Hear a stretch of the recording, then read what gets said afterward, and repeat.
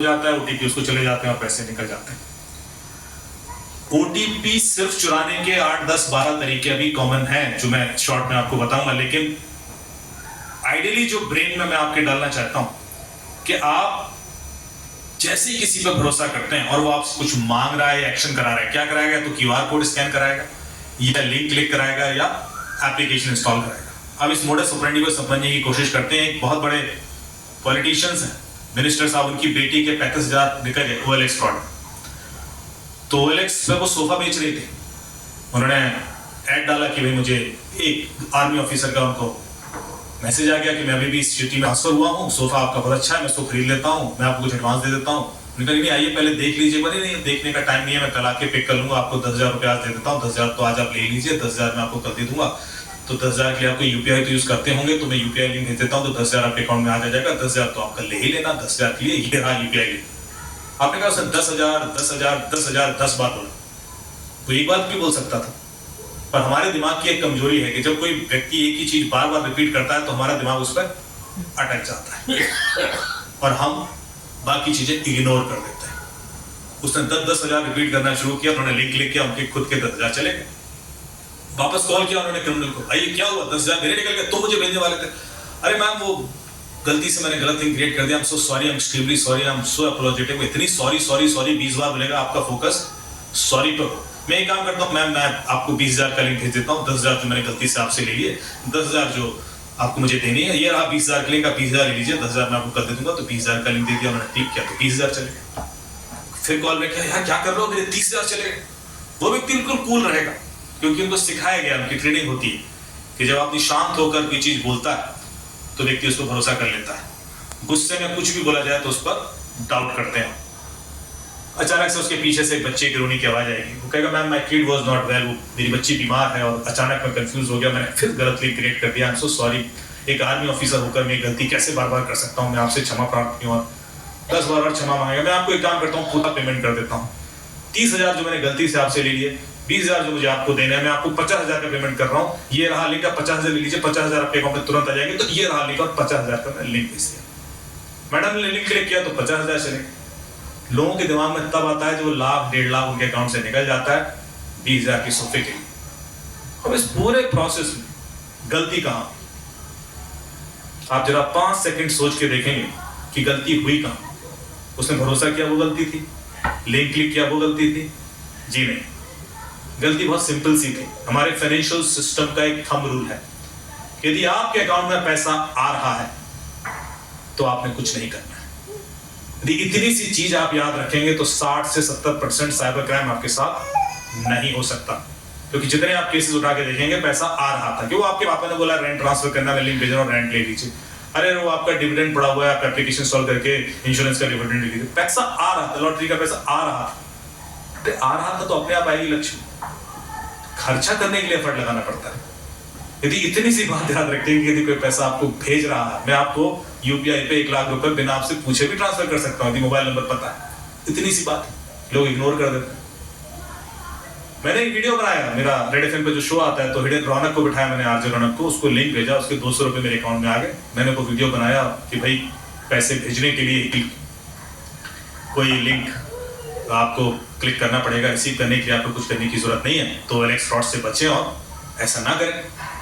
हर जगह शेयर कर दिया मैंने, सारी सोसाइटीज में, सारे दोस्तों को जो मेरे नेटवर्क में। अगले हफ्ते मेरी सोसाइटी से मेरे एक दोस्त का फोन आया, वो एक बड़ी कंपनी के CEO हैं, अमित जी 45,000 चले गए। मैं कैसे? OLX fraud. मैंने कहा कमाल करते हो, तो मैं वीडियो बना के भेजा था। बोले हाँ देखा मैंने, तुम्हारा पूरा वीडियो देखा। तो मेरे पैसे कैसे चले गए? बोले अरे तुमने जो कहा था मैंने वही किया। पैसे कैसे गए? तुमने कहा था लिंक क्लिक मत करना, मैंने लिंक क्लिक नहीं किया। मैंने कहा पैसे कैसे गए? बोले उसने क्यूआर कोड भेजा था। आप देख रहे हो इतनी सी मोडस ऑपरेंडी बदलेगी और खेल फिर से वही हो जाएगा। आज मैं आपसे बोलूंगा कि लिंक क्लिक मत करना, कल कहूंगा क्यूआर कोड स्कैन मत करना, परसों कहूंगा कोई एप्लीकेशन इंस्टॉल मत करना, परसों कहूंगा कोई और एक्शन अपने फोन में नहीं लेना। ये एक्शंस अलग हो सकते हैं, पर आप रूट कॉज देखेंगे तो पैसा आ रहा था और आप कुछ एक्शन कर रहे थे, या आप पैसा बढ़ाना चाह रहे थे और आप कुछ एक्शन कर रहे थे। देखिए कभी भी, चाहे वो एक लोन ही क्यों ना हो, लोन ऐप्स में भी लोग बहुत फंसे हैं।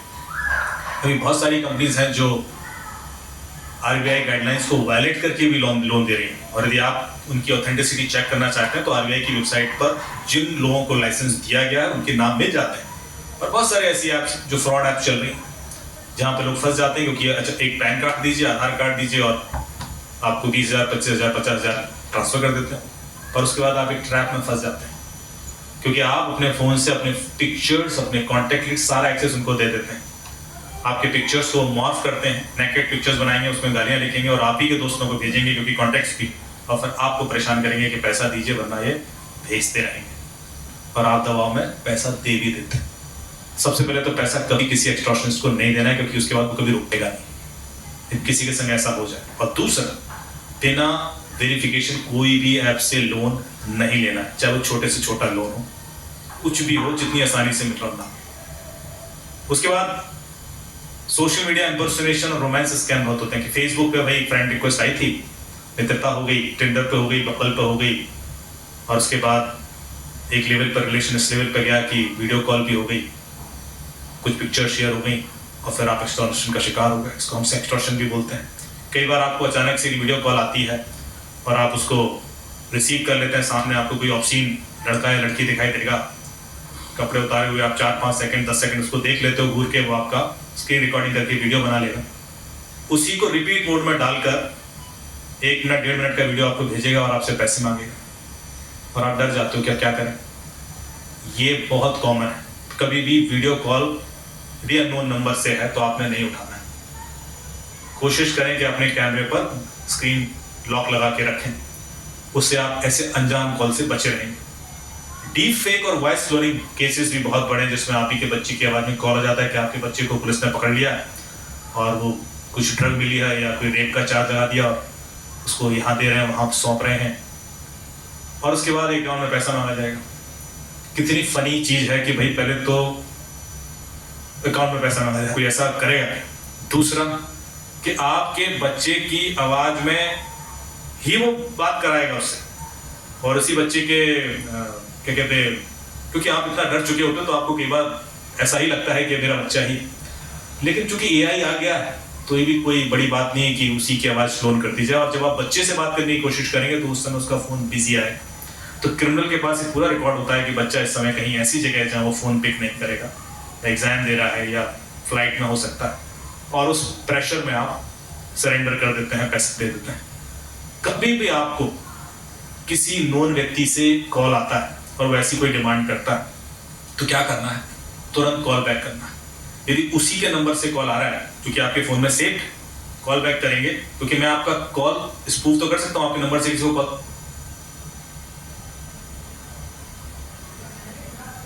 तो कर सकता हूँ, पर कॉल रिसीव नहीं कर सकता। कॉल रिसीव वही व्यक्ति करेगा जिसके पास वो ओरिजिनल नंबर होगा। जब तक आप उससे बात ना कर लें, वेरीफाइड नहीं कर लें, कोई एक्शन नहीं लेना है।